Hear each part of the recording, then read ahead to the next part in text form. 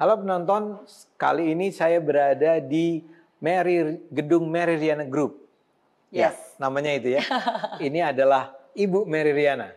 Hai, halo Bang Ade. Halo, thank you ya. Ini sudah menerima kami di kantor yang luar biasa ini. Thank you. Buat penonton mungkin tahulah ya Bu Mary Riana ini, atau Mbak, Anda dipanggil apa biasanya? Iya, jangan dipanggil Bu. Iya, jangan lah ya. Apa aja bebas aja. Bang Ade. Mary ya. Boleh. Mary ini adalah orang yang saya harapkan bisa menjadi Menteri Pendidikan dan Kebudayaan di pemerintahan Pak Prabowo nanti.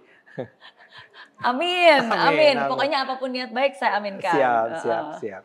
Terus terang tuh Mer, Anda adalah salah seorang tokoh yang sangat saya kagumi ya. Aduh, jadi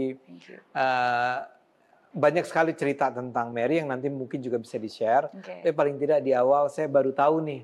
Saya tadi datang ke sini, terus mendengar cerita dari dia dan saya baru tahu bahwa aslinya Mary ini adalah kuliahnya di Teknik Elektro. Teknik Elektro di Nanyang. Di Nanyang, Technological University ya. Singapura. Lulus dari sana, dia nggak jadi ahli teknik elektro, tapi dia kemudian punya bisnis di financial ya. Yes. Financial. Dia sukses dari tadinya di bawah, tapi kerja keras ya, akhirnya berhasil mencapai penghasilan $1 juta pada usia 26 tahun. 26 tahun di Singapura ya. Teman-teman harus ingat ya, bukan di Jakarta loh, di Singapura. Sukses, kaya raya, udah mulai kaya. Dia balik dong ke Indonesia, ngapain? Melakukan apa namanya ya? Istilahnya apa yang paling tepat? Apa? Kegiatan karena punya mimpi yang baru, punya tujuan, dan pada saat itu saya udah lebih mengetahui apa menjadi makna hidup saya. Yaitu kemudian bergerak di bidang edukasi, pendidikan. Dan sekarang juga sukses ya. Ini di belakang ini nih, kalau kamera bisa mengambil gambarnya, ini ada Mary Riana Learning Center ya. Kemudian ada MD. MD adalah singkatan dari apa, Mer? Build Your First $1 Million Company. Jadi ini venture builder yang kita membantu para UMKM untuk naik kelas, kasih pendanaan dan pembinaan. Jadi pendidikannya bukan cuma pendidikan kayak apa sih, motivasi orang untuk belajar lebih baik gitu ya di anak-anak dan remaja, tapi juga mendukung para entrepreneur UMKM untuk mengembangkan mengembangkan bisnisnya. Jadi ini sebenarnya dua ranah bisnis yang berbeda. Kalau di education itu ada Mary Riana Learning Center, kita ada camp, kita ada yang bentuk digital adventure. Nah kalau ini Mary Riana as an investor, jadi kita memang memberikan investasi pendanaan juga pakai MD Capital dan juga memberikan pembinaan. Ini termasuk yang UMKM ya? Ini termasuk yang kita bantu beberapa UMKM juga. Dan ada sejumlah hal lainnya kalau lihat ke gedung ini. Cuman yang ingin saya katakan adalah ada rangkaian program yang dilakukan oleh Mary Riana dan kawan-kawan di sini untuk mencapai mimpi Indonesia. Mimpi apa namanya? Mimpi $1 juta apa? Iya, jadi kalau dulu kenapa kembali ke Indonesia? Karena saya ingin bukan hanya mendapatkan berjuta-juta dolar, tapi untuk menciptakan dampak positif dalam kehidupan jutaan orang, khususnya di Indonesia. Nah, itu alasan kembali ke Indonesia. Nah, tapi sekarang mimpi yang baru adalah untuk menciptakan dampak positif dari Indonesia untuk dunia. Oke. Bisa dijelasin dikit aja nggak? Sebelum masuk ke percakapan yang lebih serunya. Tapi gimana kamu dari elektro ke finance terus ke pendidikan dan sekarang ingin mengubah hidup jutaan orang di Indonesia dan dunia. Amin. Iya, mungkin saya bisa menjawab itu sekarang karena usia saya udah 44 tahun tahun ini. Jadi mungkin saya udah bisa mulai lebih mengerti apa yang hidup berikan dan kenapa ini terjadi. Kalau banyak orang yang mungkin ngeliatnya sekilas-kilas kirain ini nggak sayang tuh atau mungkin kayak pindah-pindah dan seterusnya gitu kan. Tapi bagi saya semua itu ada alasannya dan itu adalah benang merah, itu adalah jernih hidup. Bagi saya hidup itu adalah tentang pattern dan tentang season. Hidup itu pasti ada patternnya, tapi juga ada musimnya. Nah, jadi ketika waktu saya kecil sampai saya kuliah, itu saya memang cita-citanya pengen jadi insinyur elektro. Karena terinspirasi sama papa, jadi pengen yang ada juga insinyur elektro. Jadi itu memang pilihan pengen belajar elektro. Dan saya belajar sungguh-sungguh, setiap kesempatan saya gunakan, makanya lulus sebagai sarjana teknik elektro. Gitu. Tahun berapa itu? Tahun 2002 lulusnya. Lulusnya tahun 2002. Iya, mulai kuliahnya 98. Gitu. Nah, Tapi ternyata begitu saya lulus kuliah, ya Tuhan mau saya melakukan hal yang berbeda. Jadi karena keadaan akhirnya ya saya memulai bisnis saya sendiri di Singapura dan pada saat itu di bidang finance, jasa keuangan. Oke, mulai lagi dari awal, kerja keras, usaha. Apa sih di finance-nya tuh? Jadi kita menjual produk-produk keuangan, baik dari segi tabungan, deposito, asuransi, reksadana, kredit card, dan lainnya. Mary kerja sama orang? Awalnya itu kan kayak as entrepreneur ya, jadi kan nggak dapat gaji. Jadi basically kita cuma punya license, kita jualan, and it's fully commission, 100% komisi. Gitu. Jadi kita kasih financial planning, kalau orangnya setuju dengan apa yang kita berikan, jadi mereka mengimplementasi, dan akhirnya nanti kita bisa dapat komisi. Jadi seperti itu. Jadi awalnya tuh bener-bener karena nggak punya kenalan siapa-siapa, ya jualannya harus ke orang-orang yang dikenal, di stasiun bus, stasiun MRT, door to door. Serius? Iya dulu. Jualnya di stasiun bus? Seperti itu. Akhirnya ya, maksudnya kan karena nggak punya pengalaman pun akhirnya harus kerja keras kan. Dan karena nggak punya modal, jadi semua dikerjain sendiri gitu. Dengan teman-teman? Sendiri. Oh sendirian ini? Iya, sendiri, benar-benar single fighter. Ya, dan pada saat itu sama pacar sekarang jadi suami saya. Kita memang berdua selalu bisnis bareng dari sejak awal. Ini orang Indonesia juga? Orang Indonesia juga. Gitu. Terus. Nah, tapi pada saat itu ya prinsip saya adalah sometimes di hidup ini ya kita nggak perlu terlalu mempertanyakan banyak hal. Intinya lakukan yang terbaik apa yang dipercayakan. Jadi walaupun saya harus berkeringat, asalkan saya bisa menukarkan keringat dan air mata untuk masa depan saya yang lebih baik, saya akan lakukan itu. Gitu. Kalau saya bisa menukar air mata saya dengan membayar hutang-hutang saya, bisa bayar hutang, ya saya akan lakukan itu. Gitu. Oh, karena kamu kuliah pun hutang ya? Hutang. Karena kan nggak pernah direncanakan kuliah di nanti cerita Singapura. Nanti cerita gitu. Nah, tapi ya ternyata Tuhan amat sangat baik. Akhirnya dengan kerja keras membuahkan hasil. Di tahun pertama saya bisa dapat waktu itu berapa 220.000 Singapura dolar, bisa bayar hutang. Nah, baru dari tahun pertama itulah punya modal, dari modal itu baru bisa nyewa kantor, ngerekrut staff, dan baru mengembangkan Mary Riana Organization, perusahaan di bidang jasa keuangan, dan akhirnya dapat $1 juta pertama di usia 26 tahun dari bisnis itu. Nah, jadi udah seneng dong, happy, hidup nyaman, ya kan. Nah, udah menikah nih belum? Udah menikah, saya nikah muda 24 tahun. Iya. Nah, jadi 24 tahun menikah, 26 $1 juta. Yes. Nah, tapi ya disitulah menurut saya Tuhan punya rencana lain ya. Maksudnya disitulah saya disadarkan bahwa hidup itu bukan hanya tentang pencapaian. Kalau dulu sebelumnya saya pengen banget jadi orang sukses. Nah, makanya di usia saya 20 tahun waktu itu saya punya mimpi. Mimpi saya juga pengen dong jadi orang sukses. Saya pengen dapat $1 juta, saya pengen bisa bayar utang, saya pengen membahagiakan orang tua gitu. Nah, karena bagi saya sukses itulah ya sesuatu hal yang bisa dihitung dari segi finansial gitu. Nah, tapi ketika saya berhasil mencapai semua itu, ya barulah saya menyadari ya jadi bahwa mimpinya usia 20 mencapai $1 juta 26. Sebelum usia 30 tahun awalnya maunya itu. Tapi ternyata 26 udah bisa. 26 berhasil gitu. 6 tahun tuh ya. 6 tahun, betul. Nah, tapi ya di situ akhirnya saya sadar bahwa hidup itu bukan hanya tentang pencapaian, dihargai, terkenal, tapi ya tentang fulfillment, apa yang membuat hidup ini berarti.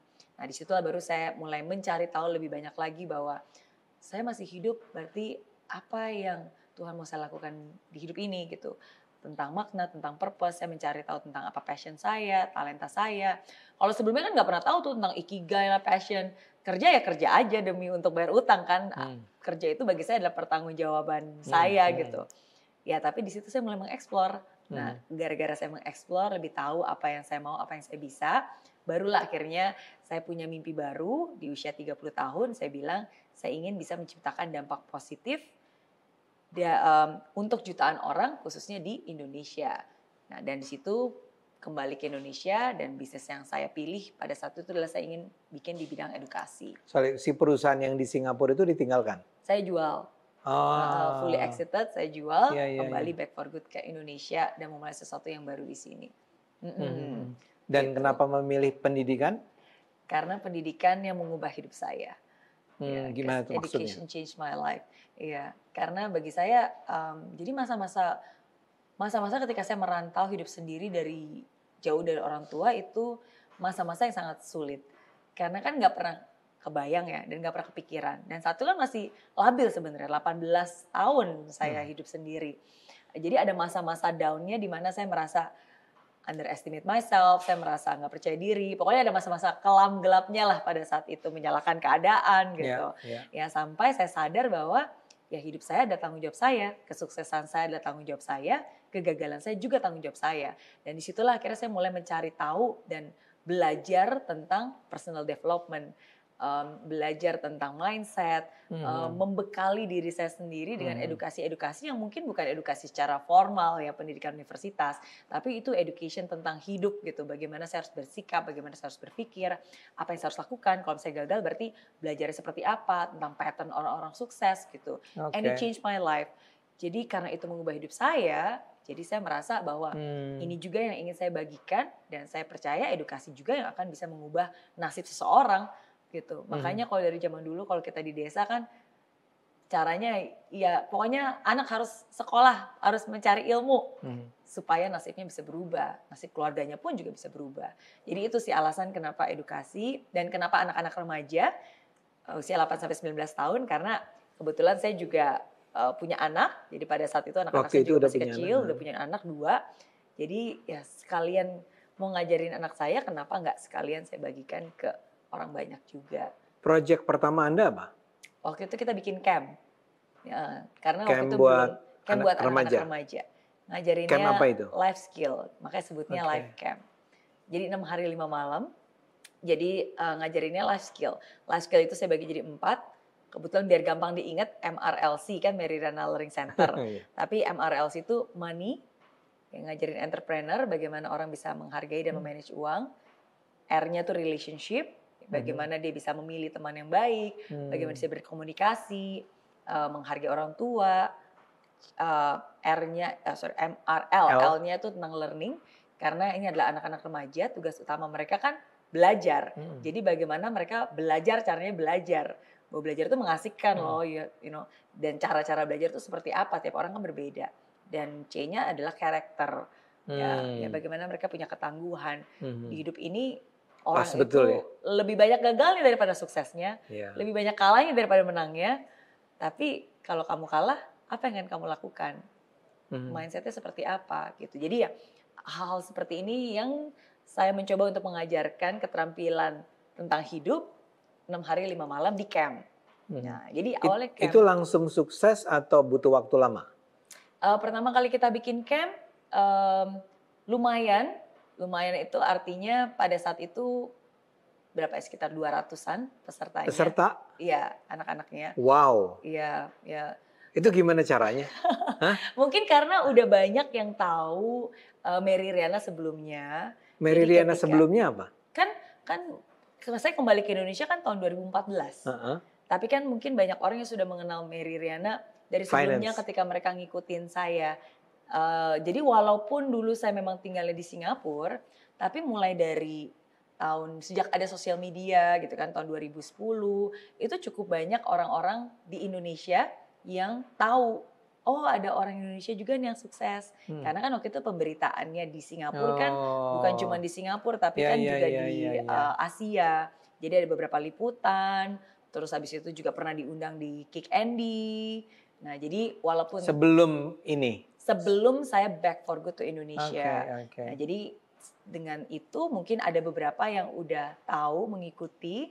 Jadi begitu akhirnya saya bikin camp, ya mungkin ini termasuk follower saya yang di awal yang punya anak, mereka mengikut sertakan anaknya. Ya, dari itu yang pertama, terus? Nah dari situ akhirnya ternyata berhasil, ada dampaknya, anak-anaknya happy, orang tuanya happy, terus banyak yang nanyain lagi, kalau gitu Miss Mary jangan cuma camp dong, kalau camp kan 6 hari. Gimana, kenapa nggak bikin ada kelanjutannya? Nah barulah kita bikin learning center. Kalau learning center itu kayak tempat les, tapi yang nggak ngajarin pelajaran sekolah, kita ngajarin life skill tadi. Jadi seminggu sekali mereka datang. Nah programnya ada sampai 2 tahun, tapi kita punya 3 divisi school. Itu berapa orang pesertanya? Aduh, berapa orang ya? Sekarang udah 25 cabang di seluruh Indonesia. Wow. Tuhan. Jadi mungkin student-student kita udah puluhan ribu. Berarti ya untuk yang di learning center dan juga di camp. Itu yang merancang kurikulumnya siapa? Saya yang membuat kurikulum. Nah, cocok kan jadi Menteri Pendidikan. Jadi Anda memilih sebuah cara baru, itulah cara Meridiana gitu. Untuk mengajarkan apa yang saya alami, karena again yang saya ajarin kan bukan pendidikan formal ya. Maksudnya ketika Bang Ade bilang education, saya nggak punya latar belakang edukasi gitu. Tapi saya tahu, saya termasuk salah satu orang yang merasakan pentingnya education. Jadi saya berusaha untuk merumuskan apa yang saya pelajari, apa yang saya dengar, apa yang saya tahu, apa yang saya alami, ditranslate lewat sebuah kurikulum yang simple, sederhana, dengan menggunakan game dan simulasi. Karena kalau kita ngajarin life skill, itu kan bukan teori, orang harus ngalamin dulu. Nah makanya metode belajar kita experiential learning. Kita nggak kasih tahu, dia ngalamin dulu, baru dari situ mereka reflektif dan kita ajarin terus aplikasinya seperti apa. Jadi seperti itu sih prinsipnya. Wow, saya tahu kita mungkin bisa spend waktu yang lebih lama untuk ngomongin itu aja ya. Cuman kan kita lagi bicara tentang Bu Meridiana nih. Nah, dalam hal ini saya mungkin harus kembali ke lebih awal. Anda itu adalah seorang anak muda pada saat itu yang sebetulnya ya tadinya menjalani hidup normal saja di Indonesia kan? Iya. Kalau nggak salah, Anda juga di sekolah-sekolah terbaik sih. If I'm not mistaken. Santa Ursula. Santa Ursula SD-nya. SMP dan SMA. SMP dan SMA. Jadi bagus. Tapi saya harus tanya, atau Anda tolong ceritakan, apa yang menyebabkan kemudian akhirnya Anda harus ke Singapura? Oke. Wow, mulai dari mana nih? Kerusuhan 98. Kerusuhan 98 itu adalah triggernya. Karena kan sebelumnya nggak pernah direncanakan. Jadi Anda tinggal di mana? Saya pada saat itu tinggal di Kayumas. Saya lahirnya di Tanjung Priok, tinggal di Tanjung Priok. Terus habis itu pas lagi SMP pindah di daerah Kayumas. Kayumas itu berarti antara Kayu Putih, Pulau Mas, Kelapa Gading. Nah, tapi Kayumas itu belakangnya di Kayu Putih. Di belakang kali lah gitu seberangnya. Bukan Jakarta Timur kali ya. Iya. Jadi di daerah Kafling Polri lebih tepatnya di situ Kayumas. Jadi dulu saya tinggal di situ. Nah terus nggak pernah kepikiran mau sekolah di luar negeri. Tadinya mau kuliah Trisakti. 98 tuh lulus? 98 pas lulus SMA. Ya, nah tapi yang terjadi begitu Mei. Tadi saya mau masuk Trisakti Bang Andi. Karena papa saya dulu elektro juga? Iya, karena papa dulu lulusan teknik elektro Trisakti gitu. Bahkan pernah sempat jadi dosen juga kan. Ya tapi yang terjadi kan 98 pada saat itu ada penembakan mahasiswa Trisakti, habis itu disusul kerusuhan gitu. Dan itu mengubah segalanya. Jadi pada saat itu ya. Tapi Anda sendiri waktu itu tidak mengalami langsung? Kerusuhan? Saya ngalamin. Kita semua ngalamin karena kita di Jakarta, tapi saya tidak berada di posisi yang di Mangga 2 di jalan di daerah situ enggak. Jadi pada saat Kayumas itu aman lah ya. Kayumas itu cukup aman, tapi nggak aman-aman juga sih. Jadi waktu itu saya ingat banget posisi saya waktu itu di rumah, kita cuma bisa nonton TV aja kan kejadiannya. Nah, sedangkan itu Anda udah lulus SMA penjarahan. Ya? Belum, itu baru udah selesai ujian tinggal lagi nunggu NEM. Penjarahan di mana-mana, termasuk waktu itu ada penjarahan di Hero. Jadi di depan rumah itu, bukan depan rumah sih, di depannya Kayu Putih itu ada Hero sesungguhnya. Nah Hero itu dijarah, sedangkan orang yang bawa-bawa jarahannya tuh tinggalnya di belakang rumah saya karena dia harus melewati yang tadi kan lewatin kali. Saya kan tinggal di Kafling Polri, di belakangnya itu rumah-rumah penduduk. Jadi di depan rumah saya persis orang lagi gotong-gotong bawa-bawa ini lewatin rumah saya untuk balik ke rumahnya. Jadi waktu itu sempat bingung nih mau gimana kalau kita nyalain lampu ntar orang tahu ada di rumah, nanti kalau dia tiba-tiba masuk ke sini juga ikut jarak gimana gitu kan, sempat takut. Tapi kalau kita gelap pura-pura nggak ada orang nanti dikira rumah kosong juga gimana, jadi kayak kaget kan nggak tahu. Jadi pada saat itu yang bisa kita lakukan ya udah diem aja, berdoa, bersyukur karena setidaknya pada saat itu semua keluarga udah di rumah, jadi kita nggak terpencar kemana-mana dari situ. Jadi kita tahu bahwa ya udah kita semua di sini gitu. Dan ya udah di rumah aja sambil paling waktu itu kan cuma bisa telepon, nanya keadaan gimana. Dan saya masih ingat banget waktu itu di Kelapa Gading, kan ada saudara yang tinggal Kelapa Gading. Di Kelapa Gading tuh udah pasukan tentara udah udah bikin barisan, udah blokade, udah segala macam, udah diamankan gitu. Sedangkan kita ya nggak ada pengamanan apa-apa. Cuma saya pikir ya nggak apa-apa sih. Lalu, nggak ada yang perlu ditakutkan. Terus? Nah, terus gara-gara kejadian itu, ya kan akhirnya orang tuh jadi bingung nih gimana nih masa depannya, ya kan. Dan kebetulan karena saya sekolah di salah satu sekolah unggulan, dan pada saat itu Ursula, ya. Jadi pemerintah Singapura mengulurkan bantuan kepada beberapa pelajar di Jakarta.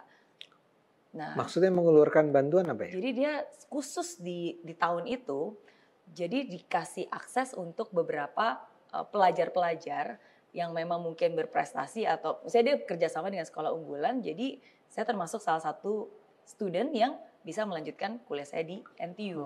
Ya. Nah jadi karena Mary itu di Ursula itu salah satu yang terbaik. Termasuk sekolah unggulan. Saya bukan murid terbaik, masih banyak yang lebih pintar. Tapi mungkin termasuk salah satu orang yang maksudnya masih ranking lah ya. Ya, jadi pada ya itu 10 besar, 5 besar masih ranking dan kebetulan ya cukup aktif juga. Jadi bagi NTU waktu itu nggak perlu ada tes.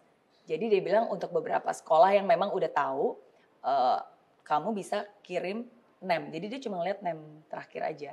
Jadi nggak perlu, kalau sekarang kan perlu ujian, perlu tes, perlu interview. Pada saat itu asalkan dapat rekomendasi dari sekolah ini dia udah tahu kira-kira nilai NEM.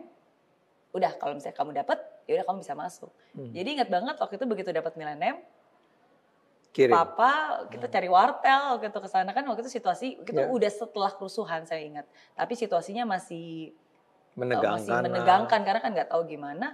Ya udah ke wartel, kirim, nge-fax ke sana.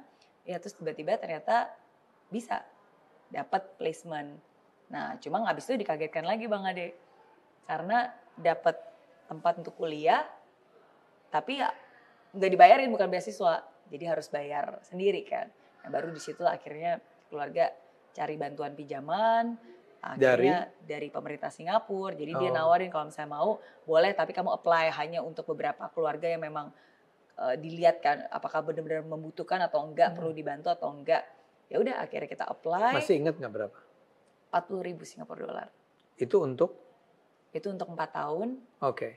Dan jadi ada 2 utang. Jadi sebenarnya bantuan pinjaman apapun pokoknya yang bisa apply saya apply aja semuanya gitu. Jadi waktu itu dikasih ada 2. Jadi ada student loan sama ada tuition fee loan.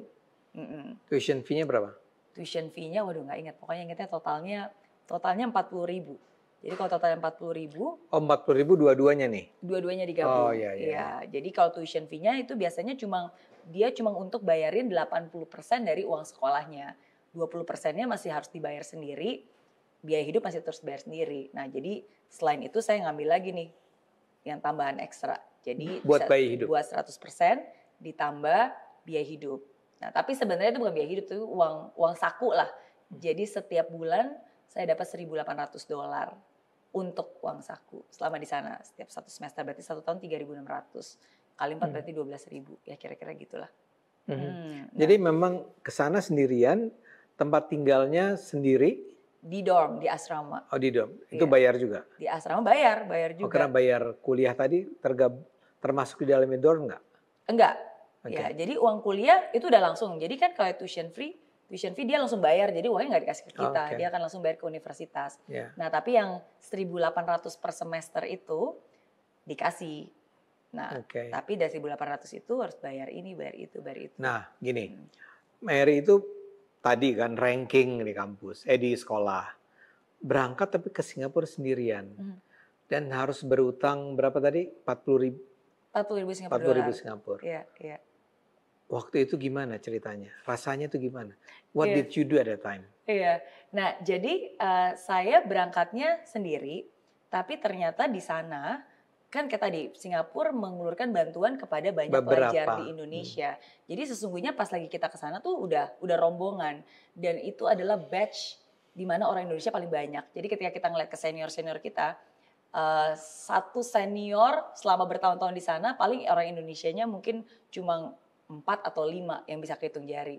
Tapi khusus tahun 98 itu ada 100 orang Indonesia yang ke sana, termasuk dari Taruna Nusantara, dari SMAK, dari sekolah negeri mana, pokoknya semua yang terbaik-terbaiknya lah pasti dipilih ke sana.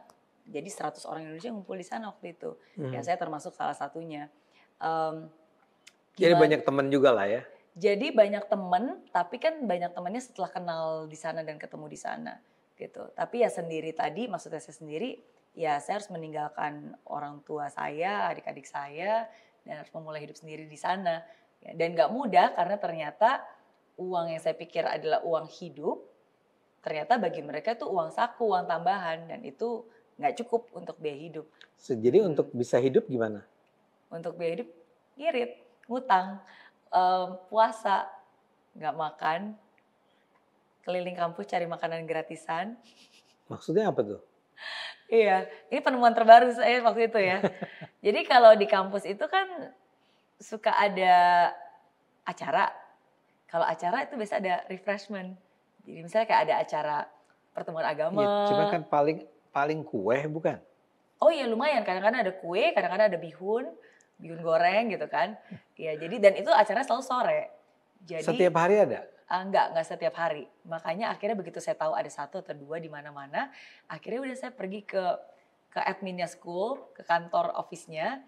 Saya lihat semua daftar acara di seluruh kampus, ada di acara apa, misalnya kayak acara kelompok Buddha, di lecture theater berapa, jam berapa, udah saya minta semua schedule-nya.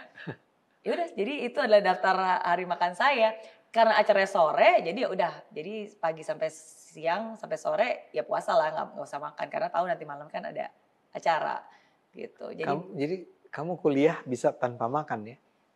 Di hari-hari yang memang ada seperti itu. Di hari-hari yang nggak ada ya either kayak tadi misalnya bawa sisa-sisa makanan, disimpan semoga besok masih oke bisa dipakai makan, atau enggak ya puasa. Atau itu juga dilakukan oleh teman-teman Indonesia yang lain?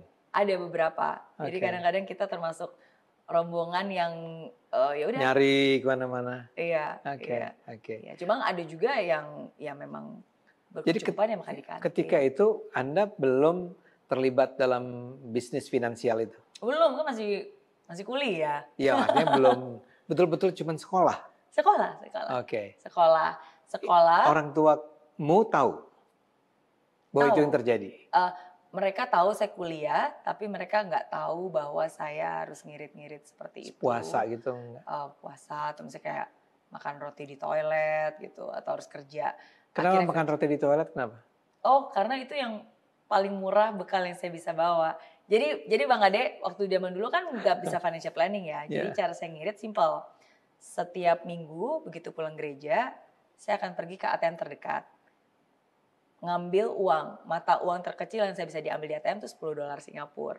Ya udah, hanya berdasarkan $10 itu harus bertahan sampai minggu depan ketika saya ke gereja lagi dan ambil ATM lagi. Jadi dari 10 akhirnya pecahan, 5 pecahan receh. Jadi ya, nah yang paling murah biasanya saya selalu ke supermarket beli roti tawar. Paling murah kalau lagi promosi itu kadang-kadang $1,1. Tapi kan bisa setumpuk nih segini beneran segini. Kalau roti tawar di Indonesia kan mungkin cuma segini, ini segini. Ya lumayan lah, jadi itu. Bukan roti tawar, nggak ada apa-apanya. Nggak ada mentega, nggak ada. Iya. Kamu makan gitu aja? Cukup untuk makan, saya taruh di bekal, 2 roti tawar. Hidup Anda berat sekali waktu itu ya? Well, dulu saya berpikir seperti itu. Sampai dulu saya seperti itu Bang Ade. Dan dulu saya berkeluh kesah dan bilang hidup ini gak adil. Kenapa teman-teman lain bisa makan enak di kantin, sedangkan saya harus ngumpet-ngumpet makan roti di toilet.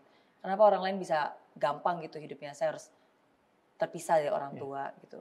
Menyalahkan keadaan, mengasihani diri saya sendiri. Saya pernah di momen-momen itu. Ya, sampai saya sadar gak ada gunanya menyalahkan keadaan. Sesusah-susahnya kamu masih ada orang kok yang lebih susah gitu. Dan disitulah saya mencoba untuk bisa mensyukuri apa yang saya punya walaupun tidak ada gitu. Jadi ya apa ya, walaupun saya hidup jauh dari orang tua, tapi setidaknya saya masih punya orang tua, harus saya syukuri. Walaupun saya harus ngumpet-ngumpet makan roti di toilet semasa kuliah, tapi setidaknya saya masih bisa kuliah. Ada banyak orang di luar sana yang nggak pernah merasakan rasanya duduk di bangku kuliah. Gitu. Jadi dulu saya merasa hidup saya sangat susah, ya memang mungkin tidak mudah, ya tapi saya merasa apalah saya, kenapa saya harus berkeluh kesah gitu kan, ada orang yang lebih susah. Ya, tapi ya itulah titik momen akhirnya saya nggak lagi menyalahkan keadaan dan merasa victim mindset gitu. Kamu fight lah ya. Nah, lulus dengan lancar. Puji Tuhan. 4 tahun? Kan orang pintar. Dididik dengan benar di sekolah Santa Ursula. Saya rajin belajar dan saya selalu menghargai apa yang kesempatan yang hidup berikan ke saya. Oke, 4 tahun? 4 tahun.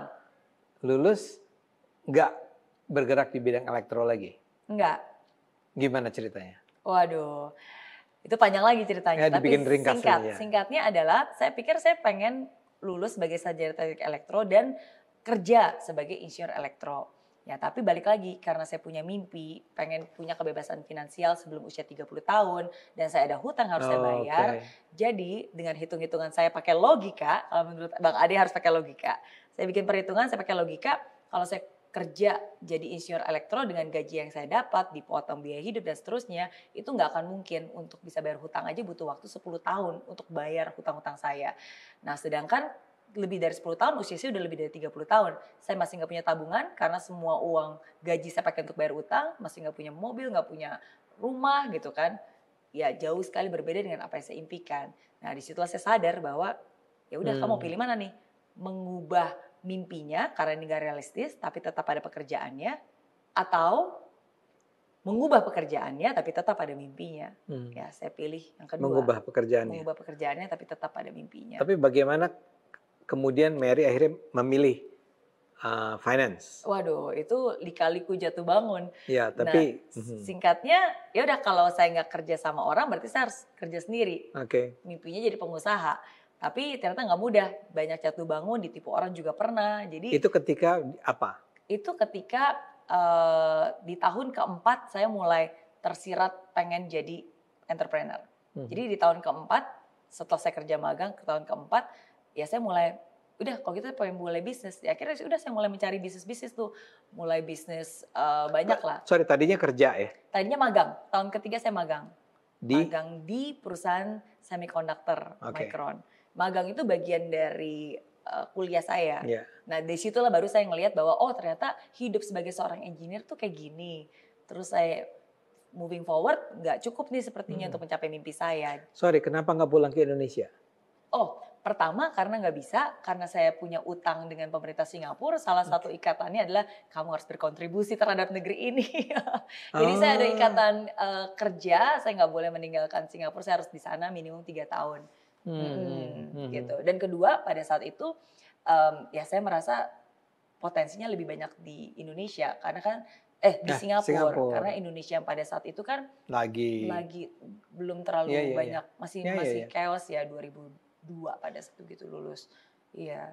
Jadi ya. Nah terus tadi gimana? Terus nyari-nyari? Iya saya coba banyak jatuh bangun. Artinya nggak langsung finance ya? Enggak. Misalnya ada apa yang sebelum finance? Dulu saya pernah ikut MLM juga pernah ditawarin. Dulu saya pernah ada perusahaan online di Singapura karena waktu itu pikir wah ini online nih pada saat itu baru-barunya kan. Ya tapi ternyata itu perusahaan tipu-tipu. Ludes uang saya di situ. Kantornya ternyata kantor abal-abalan padahal di Singapura loh ada juga abal-abalan gitu. Dulu saya pikir saya bisa sukses jual beli saham, nyobain juga.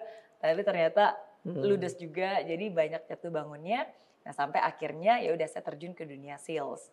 Nah kenapa sales? Ya itu karena saya pikir ya banyak orang bisa berhasil karena awalnya sales apa? Nah sales baru dari sales punya banyak pilihan kan. Mau jualan apa nih? Jualan properti kah? Jualan produk kecantikan? Jualan mobil? Atau jualan produk keuangan? Nah dari semua hal itu saya pilih jual produk keuangan. Nah, jadi semua pilihan hidup saya itu bukan hanya sekedar hitung-hitungan, tapi benar-benar pakai logika, pakai data, saya telusuri dan saya pertimbangkan. Ya, dan kenapa finance? Karena kebetulan di tahun itu begitu saya lulus 2002 juga ada perubahan undang-undang finance. Jadi bahwa orang yang mau terjun ke dunia finance itu harus berlisensi, jadi diperketat. Nah, saya merasa bahwa di mana ada perubahan berarti kan ada kesempatan. Dan disitulah saya merasa bahwa dengan saya sebagai sarjana, at least walaupun ilmunya berbeda, ya tapi itu yang masih bisa saya kontribusikan, belajar lagi, lebih diperketat, license. Gitu. Dan ternyata Anda memang itu bidang yang sangat Anda kuasai jadinya ya? Itu bidang yang saya pelajari dan akhirnya saya kuasai sampai saat ini.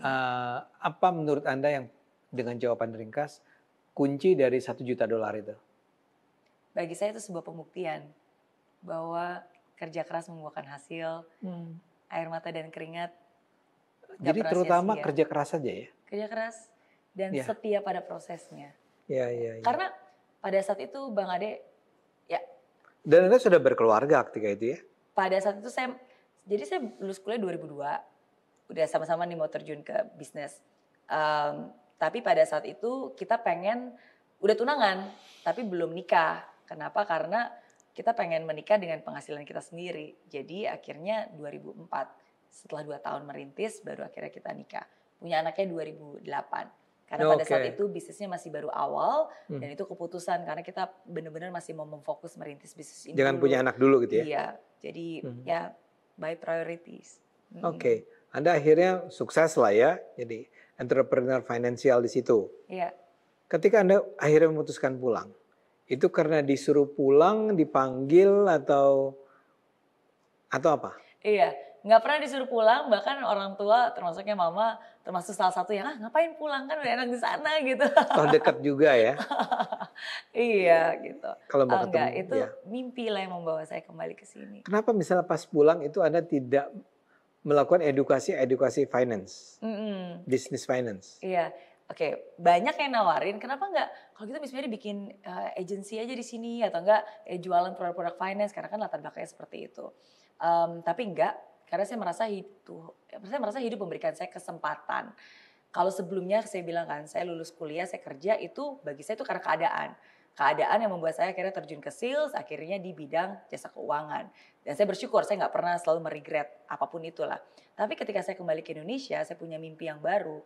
Saya merasa bahwa saya punya kesempatan nih ada one piece of paper di mana saya bebas mau merencanakan dan merancang semuanya dari baru gitu. Kamu mau merancang apa? Jadi saya, ya kalau saya bisa merancang sendiri dan seideal mungkin, ya saya akan merancang seperti yang saya ingin nih.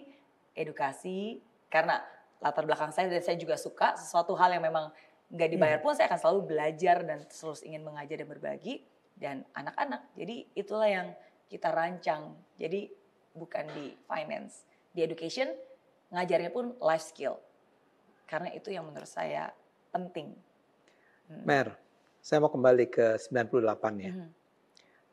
Apa yang terjadi saat itu pasti menyakitkan lah ya. Dan terutama kaitannya dengan bahwa saat itu terjadi kerusuhan rasial yang luar biasa berat dan memakan korban sangat besar. Apakah itu membawa impact buatmu? Iya, pasti. Impact-nya kalau nggak ada itu kan nggak mungkin saya berada sekarang. Tapi kalau saya bisa sharing ke Bang Ade, yang ada satu kata yang bisa menggambarkan itu sebenarnya lebih ke kaget sih. Kaget. Karena dari kacamata pandang saya nggak pernah nyangka bahwa itu ada terjadi. Karena saya nggak melihat ada tanda-tandanya. Saya nggak ngelihat akan terjadi karena bagi saya Indonesia yang saya jalani pada saat itu adalah Indonesia yang biasa-biasa aja, yang bagi saya itu sangat aman, damai. Karena kan kalau bahkan isu rasis pun saya nggak pernah merasakan hal itu Bang Adi. Walaupun saya terlahir Chinese ya. Karena dari sejak kecil aja kan saya lahirnya di Tanjung Priok. Tinggalnya di Tanjung Priok. Nggak ada apa-apa? Nggak pernah punya pengalaman? Rumah saya sebelahnya masjid. Persis di sebelahnya lapangan yang akhirnya diubah jadi masjid. Dan memang dari sejak kecil papa mama juga mengajarkan kita ya nggak berbeda. Dan kita nggak merasa berbeda. Jadi berbaur dengan masyarakat sekitar.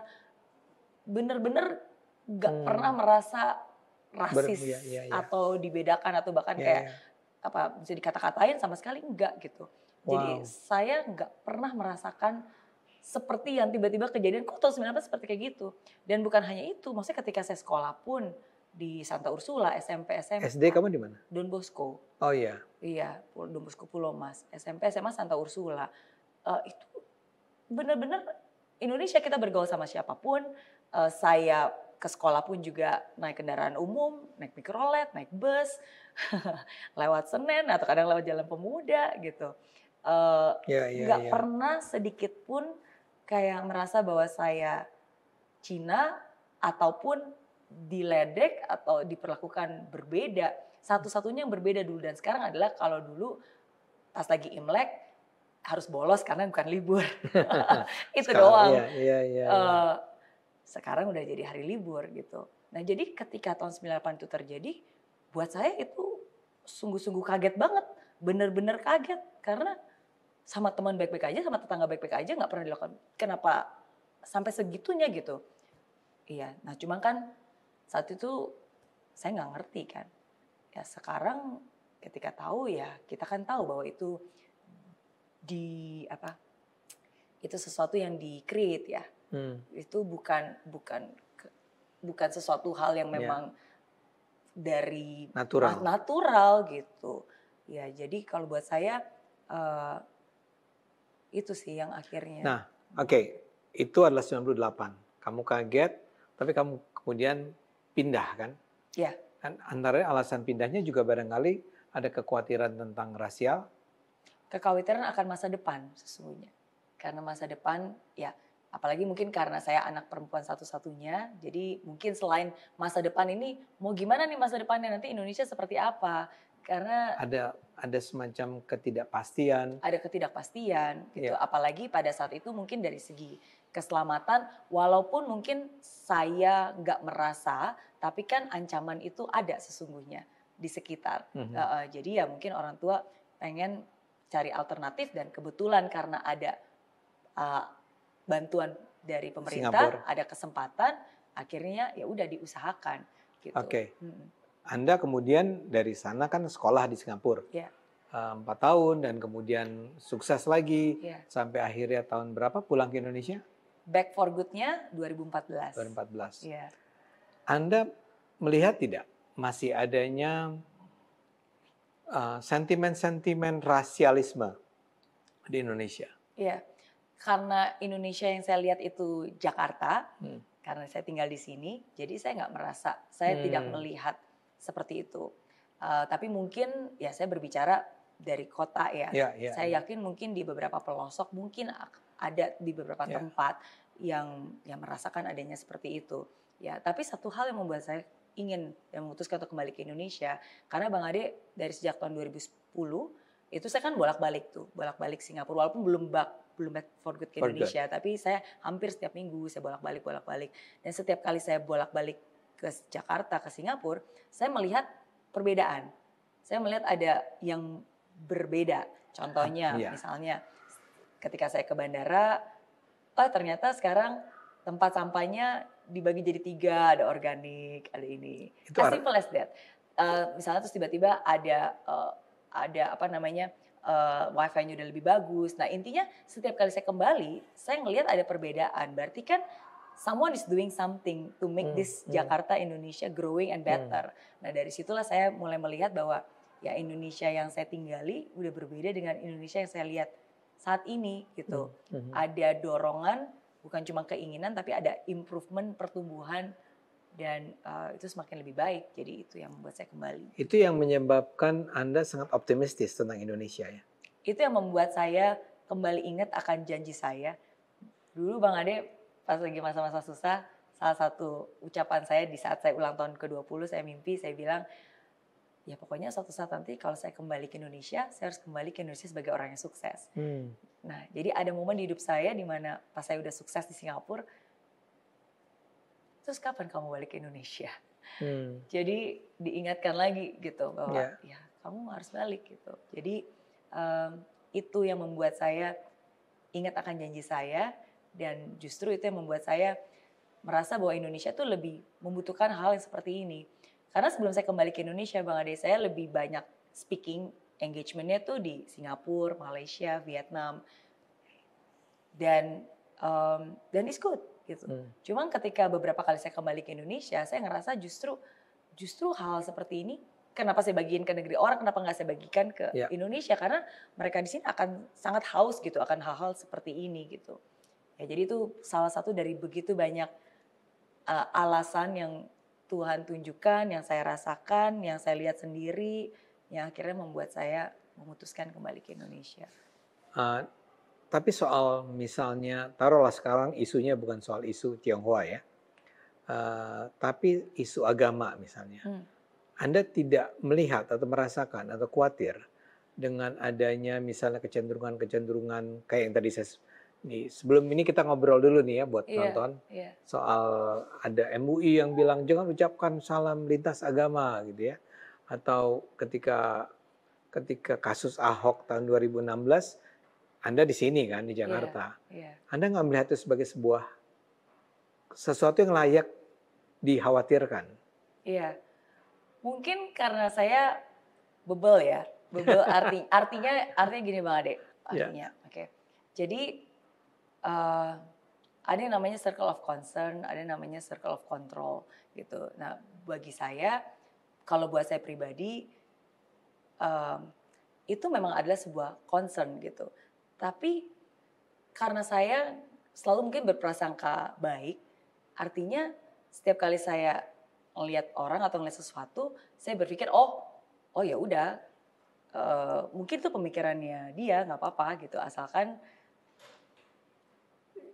ya saya hargai gitu. Jadi saya nggak ngerasa bahwa gimana ya, karena saya mungkin berprasangka baik dan saya nggak memperlakukan hal itu, jadi saya mungkin berpikir bahwa orang tidak akan memperlakukan hal kepada tersebut Anda. Gitu. Kepada Anda? Iya. Oke. Gitu. Dan at the same time, menurut saya, bagi saya pribadi ya, mungkin saya terlalu naif, bagi saya itu hanyalah bagian kecil dari Indonesia yang sesungguhnya. Of course itu bisa menjadi concern, tapi itu tidak harus menjadi sesuatu yang terus-menerus dipermasalahkan dalam arti menjadi bahwa berarti semua orang bakalan rasis nih, atau enggak semua orang intoleran nih. Nyatanya enggak, itu hanya opini beberapa kelompok yang mungkin punya pemikiran seperti itu. Tapi manusia udah lebih cerdas untuk tahu dan membenarkan mana yang benar mana enggak. Di dalam program proyek-proyek pendidikan Anda, muatan itu ada nggak? Muatan untuk? Tentang keberagaman, tentang perbedaan, tentang you should appreciate perbedaan. Oh ada dong, jelas. Gitu, jelas. Ada ya. Ya apalagi misalnya kayak sekarang khususnya di semester ini kan saya bikin leadership camp. Dan biasanya itu nggak dibawakan oleh saya, tapi khusus ini saya yang keliling ke 10 kota di seluruh Indonesia. Di leadership camp ini ya saya yang ajarkan bahwa leadership is something that observable, something that is learnable, something that is doable gitu. Ya kamu harus bisa mengamati orang-orang tuh seperti apa, kamu belajar. Dan salah satu hal yang saya selalu ajarkan ke mereka adalah ya great leaders, they support other people.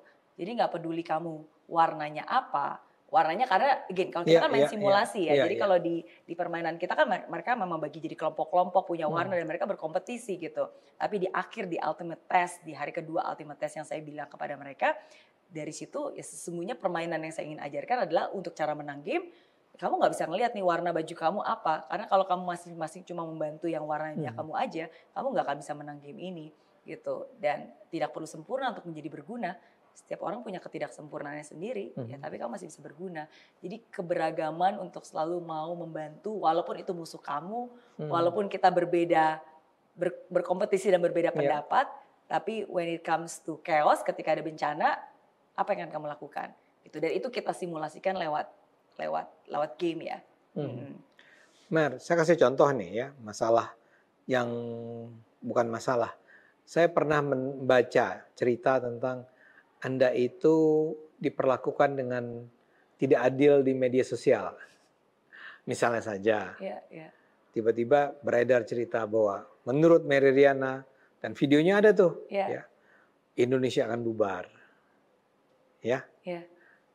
Gimana ceritanya itu? Iya, pertama-tama saya mau nanya nih, berarti Bang Ade nonton pertama kali lihat itu di tahun berapa dulu nih? Baru-baru ini? Tahun ya. Berapa tahun lalu ya? Tahun lalu, oke. Ya, siap. Thank you. Jadi video itu Bang Ade, itu saya buat hampir 5 tahun yang lalu. Jadi di saat pas lagi pemilu. Anda bikin Indonesia akan bubar? Saya bikin Indonesia masih punya harapan. Jadi video, udah nonton video lengkapnya? Yang beredar di TikTok aja? Enggak, itu pasti pendek kan? Oh itu di-cut, itu dipotong. Nanti habis itu saya kirimin video lengkapnya. Nah gimana tuh ceritanya? Jadi di situ saya 5 tahun yang lalu 2019. Yes, saya buat video itu. Di hari ulang tahun saya di bulan Mei, saya ngepost sebagai hadiah dari saya, ini sebuah karya. Jadi saya ingin menyuarakan bahwa Indonesia masih punya harapan. Nah, dan saya membuat itu dalam bentuk puisi, jadi narasi. Nah, narasinya itu bisa terbalik. Jadi turun dulu, habis itu baru dibaca ke atas. Jadi pertama dibaca dari atas ke bawah, habis itu dibaca dari bawah ke atas. Nanti saya kirim video lengkapnya. Oke, ya di awalnya of course itu kayak wah kok Indonesia akan bubar gitu kan, apa namanya kepentingan politik jauh dari persatuan Indonesia dan seterusnya. Dan saya bilang oke, kamu harus bersabar nontonnya ya, karena kadang-kadang orang nggak sabar dia akan stop di situ. Nah, kamu bilang, Anda bilang, nontonnya harus sampai selesai. Saya tulis di caption, saya harus tonton sampai selesai, oke? Dan saya tahu mungkin 1 menit pertama orang nggak akan nyaman gitu, karena kok begini, kok gini gitu kan? Jadi Anda memang bilang kan akan bubar tuh ada ya? Saya itu kata-kata saya, jadi itu di dalam salah satu narasinya memang seperti itu. Nah tapi itu kan belum selesai. Nah jadi setelah selesai orang akan bisa melihat bahwa Indonesia masih punya harapan gitu. Nah itu sebenarnya sebuah seni yang memang saya buat karena saya ingin menyampaikan sesuatu message yang impactful, yang orang ngena, and it's an art gitu. Nah tapi ternyata orang menggunakan itu dan menyalahgunakannya. Jadi videonya cuma dipotong. Jadi terus itu ditambahin caption seakan-akan Mary Riana bilang Indonesia bubar. Nah, dan itu biasanya muncul potongan-potongan editan itu di saat-saat di mana ada beberapa pihak punya kepentingan. Jadi pas lagi Papua beberapa tahun yang lalu itu diambil tuh nanti muncul lagi. Jadi ada orang yang memang mau ada sini bilang, Mary Riana aja bilang Indonesia akan bubar nih, memang Indonesia kacau nih segala macam. Jadi biasa menggunakan itu untuk menyalah-nyalahkan pemerintah atau siapapun juga lah seperti itu. Nah, jadi itu pertama kali munculnya tuh di tahun-tahun itu Papua dipakai lagi. Nah, jadi ketika sekarang saya klarifikasi gitu. Dan sekarang begitu pas kebetulan selesai pemilu, pas lagi masa-masa pemilu, perhitungan announce waktu itu ada quick count, ya udah potongannya. Tahun ini ya artinya. Tahun ini dimunculnya. November udah, di Februari muncul lagi juga. Jadi memang itu selalu momen-momen dia ngambil potongan itu dinarasikan dan menyebutkan seperti itu. Lalu apa yang Anda lakukan? Diem aja, klarifikasi. Ada klarifikasi. Klarifikasi di sosial media. Oke, saya nggak bisa bilang diem aja, kalau diem aja kesannya nggak peduli ya. Pertama kali saya tahu, saya diemin aja karena saya nggak suka, karena saya nggak mau, karena saya sangat berhati-hati untuk memberikan perhatian kepada hal-hal yang sesungguhnya nggak butuh perhatian. Takutnya kalau saya ngasih timpalin orang yang itu malah jadi ngebahas itu yang nggak tahu, malah jadi tahu, malah jadi tersebar yang nggak bagus gitu. Nah tapi pada saat itu ya akhirnya saya buat klarifikasi waktu itu di Metro TV, bahkan waktu itu ngundang Metro. Sempat di sosial media juga saya buat lagi, saya ngepost lagi. Itu ketika dari 2019 itu nggak begitu ceritanya. Yang 2019 nggak ada yang dipotongnya. Enggak. Jadi ketika saya launch video fullnya, oke good, nggak ada yang motong-motong. Nah itu mulai terjadi ketika ada isu-isu something. Nggak, karena gini Mer, memang menurut saya ini menunjukkan kenapa Anda itu penting ya. Karena begitu Anda muncul, orang tuh mengatakan Mary Riana aja itu kelihatannya udah nggak percaya nih sama Jokowi, misal begitu. Dan itu terjadi. Dan jadi Anda harus sadar sekali bahwa Anda itu punya pengaruh. Thank you. Tapi Anda sendiri tidak menganggap itu sebagai sesuatu yang berlebihan ya, sesuatu bukan berlebihan, sesuatu yang perlu menjadi perhatian Anda secara serius. Itu menjadi perhatian saya, makanya begitu itu terjadi dan itu hoax, saya klarifikasi. Tapi sebenarnya saya harus tahu yang mana yang saya bisa kendalikan, yang mana yang saya tidak bisa kendalikan gitu. Dan saya berharap bukan hanya saya aja, tapi orang-orang yang tahu dia juga udah lebih pintar dan dia akan membantu untuk membilang, oke ini nggak benar nih, yang benar seperti ini gitu. Jadi itu yang dilakukan. Anda nggak merasa perlu untuk ada proses hukum gitu? Siapa yang harus dihukum? Yang menyebarkan. Menyebarkan mereka anonymous, akun yang udah nggak ada. Ya, sempat ada bikin laporan polisi, tapi Anda bikin? Ada polisi yang datang untuk mengkonfirm. Saya bilang ini seperti ini, bla bla bla dan seterusnya. Ya tapi lagi-lagi mau ditelusuri sampai kapan dan sampai mana. Mary, saya terima kasih sekali nih Anda sudah memberi waktu cukup lama. Sebetulnya buat penonton nih, sebelum wawancara ini, saya juga diwawancara Mary tadi untuk podcast dia. Tapi ini sebuah kesempatan ngobrol yang luar biasa buat saya. Ya, saya sangat berharap apa yang Anda lakukan ini terus Anda lakukan dan bisa membawa manfaat buat banyak orang. Anda sendiri optimistis ya? Sangat. Saya percaya Indonesia itu akan sangat luar biasa. Kalau 2045 ya, Indonesia Emas. Indonesia Emas 2045 ya. Ada banyak orang yang bilang itu mimpi kosong, tidak mungkin. Anda sendiri bagaimana? Oh, titik awal sebuah keberhasilan adalah sebuah impian. Kita sebenarnya bermimpi besar. Kalau kita nggak punya mimpi, kita nggak akan mengusahakan. Kalau kita punya mimpi, setidaknya kita akan mengusahakan dan memberikan segala macam perhatian menuju ke sana, dan menurut saya itu akan terjadi. Mary, saya ikut mendoakan bahwa doa Anda juga nanti dikabulkan. Mungkin 2045 sih saya udah nggak ada ya. Mungkin. Nggak ada di Jakarta. Yang ada di Jakarta. Tapi ada di Istana Negara. Ada di Singapura. Siapa tahu loh. Iya, nggak ada yang pernah tahu.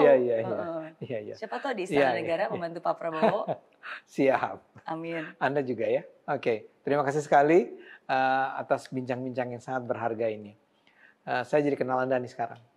Thank you. Penonton itu dulu ya. Kita doakan support ya Mary Riana. Dia juga punya channel apa namanya? Mary Riana.